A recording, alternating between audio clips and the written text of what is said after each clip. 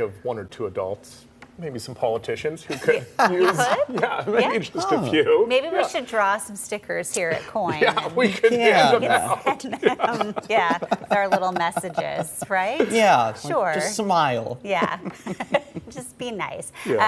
Great thing they're doing out there. I missed the Northern Lights again. Apparently they were out last night. I still haven't seen them. Yeah, same. I even missed them last night. I was too busy watching a movie. Oh. Well, if the weather guy misses them, then really you're in good company.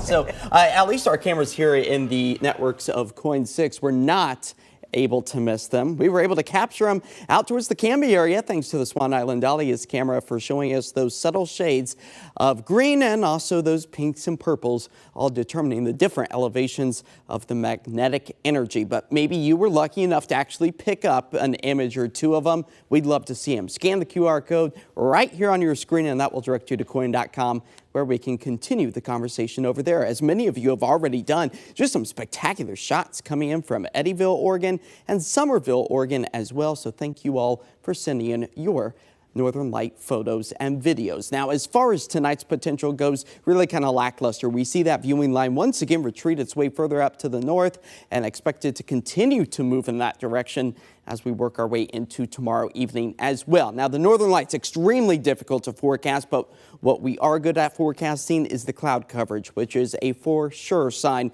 of putting an end to that visibility, and that's exactly what we expect to see tonight as those temperatures fall back into the 50s. Right now, all is calm, quiet, and cloudy over our heads in downtown Portland as we hover right around 70 degrees or so. The wind's relatively on the calm side out of the east at about 7. As our temperatures up now in the I-5 corridor, managing to get up into the low 70s, if not even the mid 70s for places like Corvallis, with 50s and 60s found along the coastline. But our temperatures down compared to our afternoon high about this time yesterday, where we got up into the low 80s, down by about 10 to 15 degrees in many cases. But lackluster in the rain department as well. Salem picking up 1/100th of an inch, almost a quarter of an inch out towards Astoria.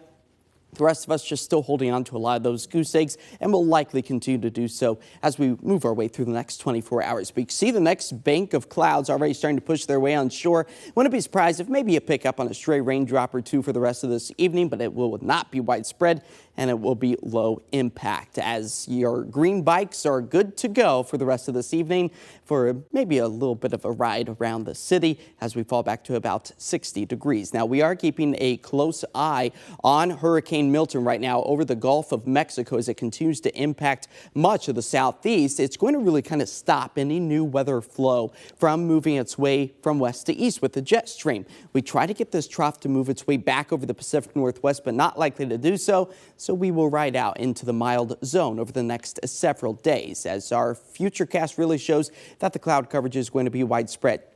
Maybe a raindrop or two as we move our way into Thursday. But again, for the most part, we stay on the cool and dry side, helping to maybe fill up the rain gauge to another 1/10 of an inch along the coastal spots. The rest of us, a lot of zeros.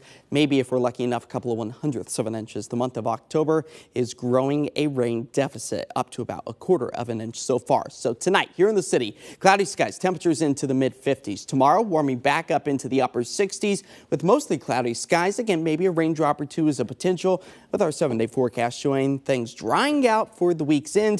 We get another bank of clouds to move in on Friday, but a picture-perfect weekend with highs in the mid-70s and plenty of sunshine for all of those outdoor fall activities. And we don't see maybe more widespread rain until we get to the middle of next week. Oh, okay. So we got to be patient. Get those fall activities out of the way this You got about a week. Yeah, it's like the third or fourth weekend in a row that's been we've been perfect. lucky. It's been pretty sweet. All right. Thanks, Josh. Hey, coming up,